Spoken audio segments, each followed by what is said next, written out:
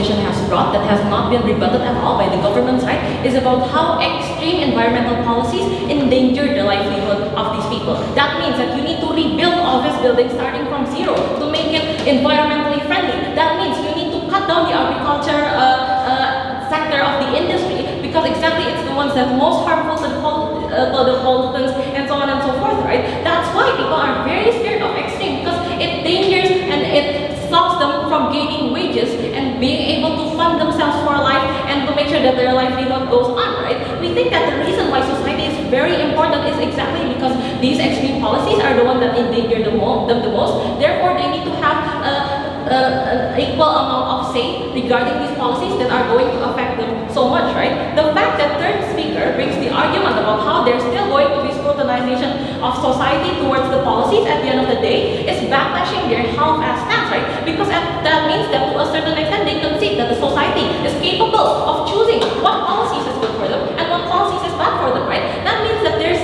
no harm in letting them into the discussion, right? Because that means if the benefits of the court decides that it's still beneficial, then the policy will still run anyway. But the important thing is that we still understand their concerns, we still understand their hopes, and give them a say in what matters and not, right? So two clashes I'm going to be talking about today. First of all, whether or not society is a reliable actor in environmentalist policy making, and second of all, whether or not a responsible government exists on government side of the house. In the first clash, we think that when they argued about how society participation is harmful, it's a very simplistic explanation about how people don't think of the long-term benefits, right? First of all, I have two responses. First of all, they never explain to you about why thinking of direct impact is bad for these people, right? Because the majority of the people, as explained by my second speaker, is that they are the working class. We think that with these extreme policies that the government is going to impose on these people, only the elite can live comfortably no matter what public policies government makes, right? For example, enforcing public transportation on the people because they're going to make the toll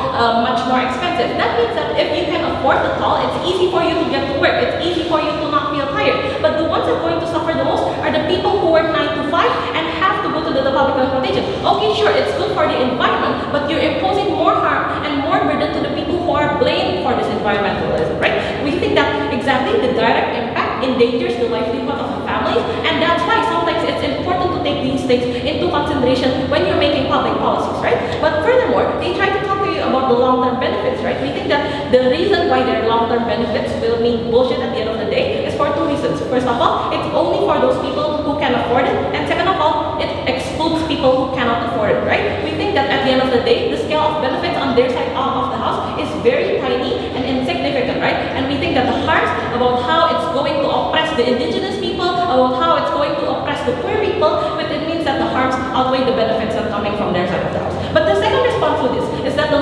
precondition to a long-term success is participation from the society, right? For example, we can already see how the government's attempt to ban plastic is useless in status quo, because people are willing to spend 100 rupiah more on plastic bags because they don't understand why necessarily not buying more plastic bags is going to stop this massive scale of environmental damage, right? We think that therefore, their side of the house never proved to you why society is still willing to partake in these public policies, knowing that the direct impact inconveniences them and puts them to such harm, right? So this point does not stand. And then furthermore, they try to bring to you about how, look, okay, society is capable, but only an elite few, right? The technocrats and the environmentalists. In our side, and their side of the house, they're going to completely skip the court and the judicial review part of making public policies, right? First of all, we think that this is bad because the reason why they're brought to court when you're making undang-undang is because it affects all layers of society. Just because you're making environmental policies does not mean you're not going to affect other layers of society. That's why you probably need economic experts to talk to you about how poor people and the working class are still going to be able to afford it. And second of all, you're going to bring cultural experts that talk to you about the importance of indigenous people, about the importance of their rituals that might seem harmful because they're cutting down these trees and so on and so forth, but are very important to their identity and their ability to persevere in their respective communities, right? So that's the first response. Second response is we think that it's bad that they're minimalizing the benefits of court and judicial review because exactly those exist to add more layers of scrutiny and to thoroughly check the policies, right? They try to talk to you about how this is going to be established as soon as possible, and with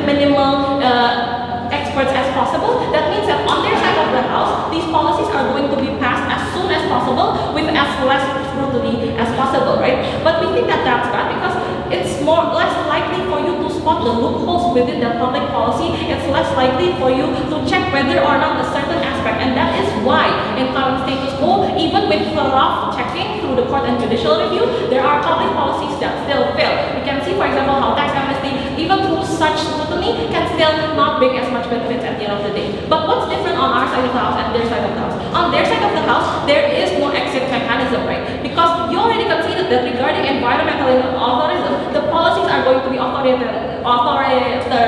That means that regardless of the harms that it brings, if the government still continues to do it, the people have no say other than not voting for these people, right? And third response is that exactly on their side of the house, they're going to send a narrative of an elitist government, right? First of all, because we already proved to you that the elitists, which is the technocrats, do not want to be disadvantaged, right? They don't want to be held accountable for their actions, which means that they're most likely to push burden towards the poor people. And second of all, the reason why this is so harmful is that their policies are not going to be sustainable, in the sense that it makes people angry, which means that they're going to not vote for this government that already brings such good environmental policies, right? Because on our side of the house, it's better because we bring organic change. When people understand the reasons why you're doing that, and people are willing to participate in that, right? But furthermore, the weirdest thing about government side of the house is questioning status quo progress, right? Because we already see that it is possible by encouraging organic agriculture, by limiting private jets, and so on and so forth. It means that environmental policies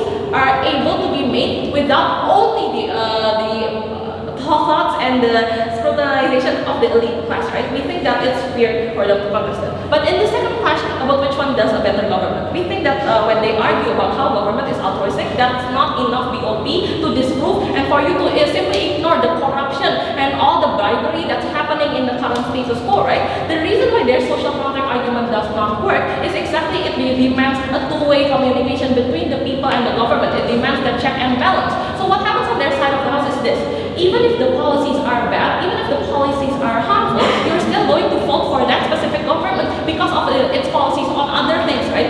Because you only care about the economic policies, because you only care about, for example, how it's going to counter education. That means that even if the environmental policies are bad, you don't really care. But second of all, we think that at the end of the day, good intention does not matter if it doesn't bring good results. They need to prove to you why it's feasible to bring such good results, because we already argued to you two things. First of all, is that there's no active public participation because people don't understand and don't want that change. Second of all, because there's a limited room of movement, because on their side of the house, you cannot hold the rich people accountable, you cannot hold the CEOs and massive extra actionist companies accountable, right? So at the end of the day, even if their policy is good, they don't prove that the harms don't reach the public. They don't prove about why poor people and why indigenous people will still be protected on their side of the house and is going to be further oppressed. And for these reasons, we're very proud of them.